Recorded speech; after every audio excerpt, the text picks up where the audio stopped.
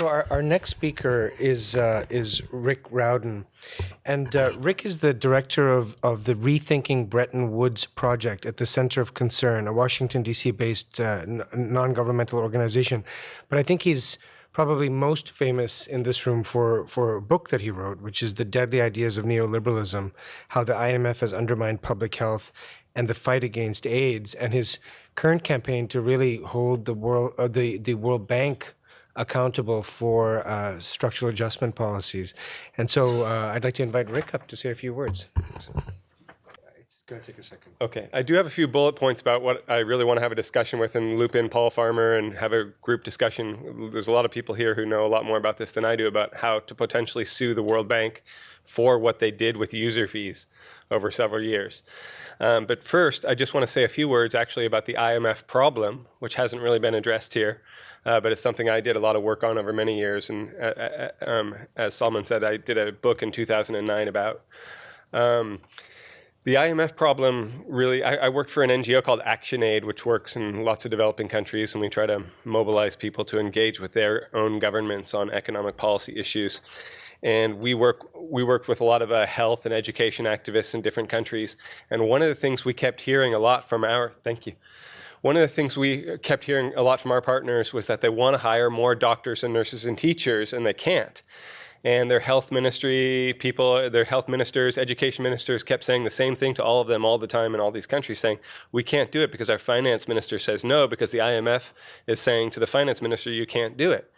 So we started checking into this, looking into this, did lots of interviews with many people in many countries, and we kept coming up against this one idea that the finance ministers and the IMF were obsessed with this idea of inflation. Inflation must be kept super low.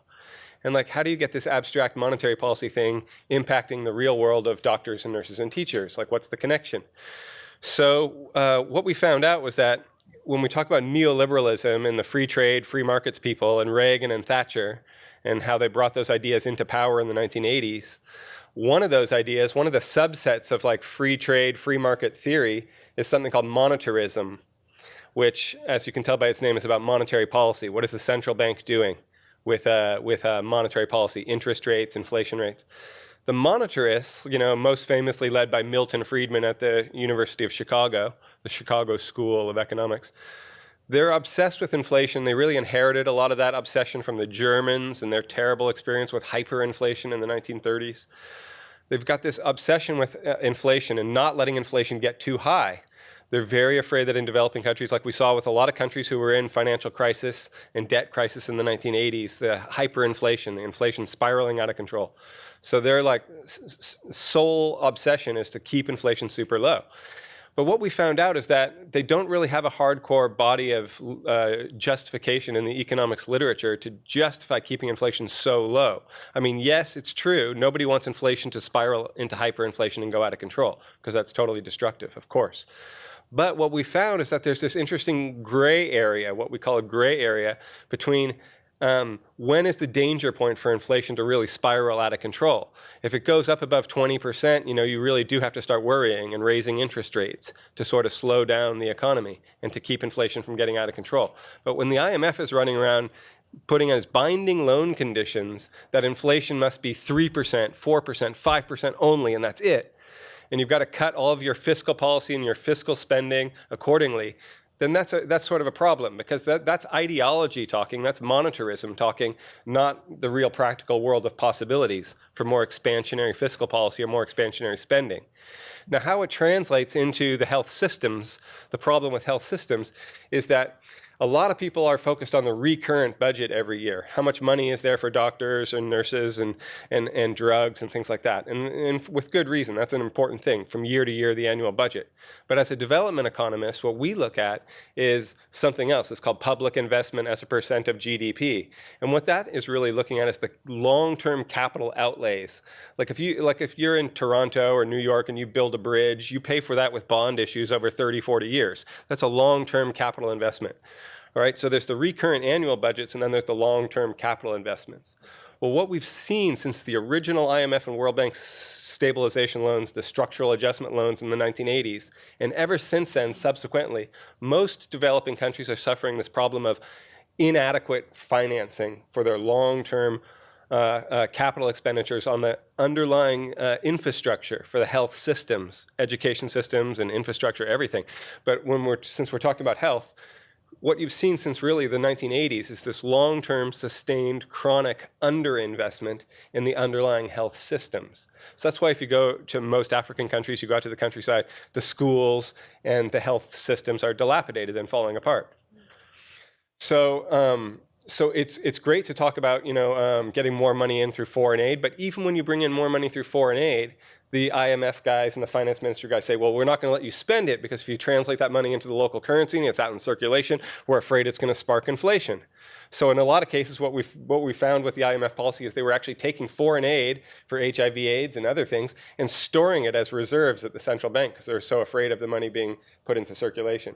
So whether or not you're talking about the government doing its own deficit financing for long-term infrastructure in the health system, or whether the foreign aid coming in either case, they don't want the spending to lead to increased inflation. So it's this sort of irrational, or I should say ideologically driven, thing from monetarism in economics that has really influenced finance ministers all over Africa, all over many developing countries. And even in South Africa, a country like South Africa that doesn't have an IMF loan, those guys have all still gone to school in the last 30 years. They've studied economics in the last 30 years, and the only thing they've learned is monetarism. And that by all costs, everything else gets subordinated to keeping inflation super low. So that's a huge problem. We call that the IMF problem. And even if Mr. Gates, like James' slide was showing, even if the Gates people are thinking that, okay, yeah, it was wrong to give all this money to NGOs, we do have to give more to the health ministries, that's great, I'm happy to hear that. But even if that's true, then Gates himself is going to be bumping up against the IMF problem. So this is an unresolved thing, and we really have to deal with it sooner or later. We tried to do a campaign for a few years a while back. We did get the IMF to relent a little bit. They loosened their inflation targets, from 5% to 7% a little bit. So we did put some pressure on them, but it really needs to be, that fight is not over. Those IMF policies, the thinking in those finance ministries and the central bank guys in many countries really has to be challenged and turned around. So that's an unfinished project.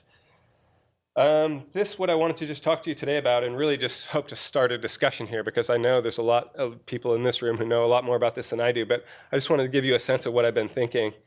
I worked on the user fees issues for many years when I was in Washington also, and the user fees thing is just such an outrageous case of gross negligence because of the work by Rob and Aaron and others who've looked at this stuff historically. We know by going through the old World Bank documents and the studies that they either knew or they damn well should have known that by charging even small fees, you're going to keep poor people out.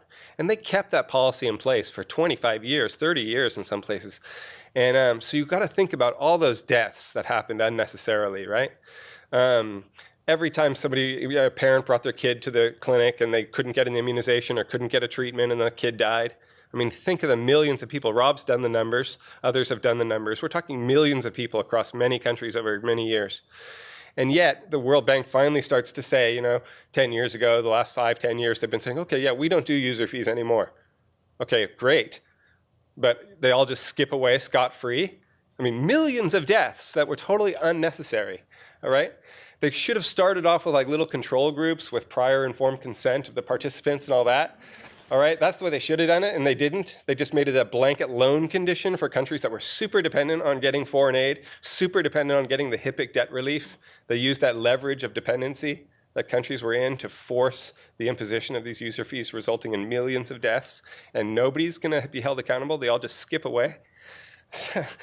So as much as Mara is convincing me that it's not feasible, she might be right, I say we should really walk this through and think this through and see how, if we can do something innovative and new and creative with this accountability problem. So World Bank's a specialized agency of the UN. That means they've signed this relationship with the UN that says, oh, we don't have to, we're not bound to comply with, any of the UN rules, except Security Council resolutions. As an international organization in the US grants the World Bank this sovereign immunity. So it's similar to laws afforded to states and their embassies. This is also an act of 1945 that gives them this power that we, acknowledge in the U.S.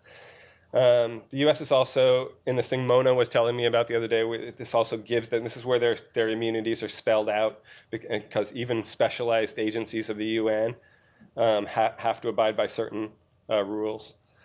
And so there's a little bit of wiggle room. They use this fact that they're not a formal part of the UN, but they're like somewhat distanced by being a specialized agency. They use that as this wiggle room to say, well, we're not really bound by international law or international human rights law like the rest of the UN is. So they use this wiggle room to say that they're not bound by these things or the constraints that are found in customary international law. So there was this interesting effort that was done at Tilburg University in the early 2000s, where they tried to like really dig into this question and say, well, look, is it true that the World Bank and the IMF are really not subject to international human rights law? And they spent a lot of time really looking at this. And one of the interesting things they found is they said, look, okay, they are specialized agencies, and it does provide them this operational independence from the UN, but that doesn't mean that they're immune from international law. And that's what the Tilburg principles, that's one of the important things they really came away saying quite clearly. Now, what do we do with that? I just want to say four little bullet points are what get me thinking, and I want Mara and others to tell me why why it's not true. But I say, okay, look, here's Article 55 of the UN Charter. It says, among its purposes and objectives are the promotion of universal respect for and observance of human rights and fundamental freedoms for all, including the human right to health. Article 59 of the Charter, this is the UN Charter, says that even though entities like the World Bank are designated as specialized agencies, they are still obligated to further the objectives of the UN set out in Article 55 and to not take actions that undermine those objectives. Okay, so, and then also furthermore, Article 103 says if you have a conflict, if there's a conflict between the obligations of the members of the UN under the present charter and their obligations under any other international agreement, like a World Bank loan agreement, if you have a conflict there, then the obligations under the charter shall, there's that word shall again, prevail, all right? But that's not what happened with user fees, okay? The UN Charter didn't prevail. World Bank user fees conditions conflicted with the UN Charter and to the human right to health. And so the loan conditions should have been subordinated, and they weren't. So to me, we have to ask ourselves, not only how can you hold the World Bank accountable for what could be construed as gross criminal negligence and those wrongful deaths, but how can you keep international organizations like the World Bank and others from doing that again in the future and just getting off scot-free? So what I want to propose is that we do try to make a case and test the outer boundaries of their immunity and see what we can do. So I think that this case of the user fees is such a clear-cut case of like criminal negligence because they knew, and they kept the policy in place for years after they knew. I just feel like if you can't sue somebody for such clear-cut case of wrongful negligence, then what does that really say about total immunity of these guys to kill people and get away scot-free?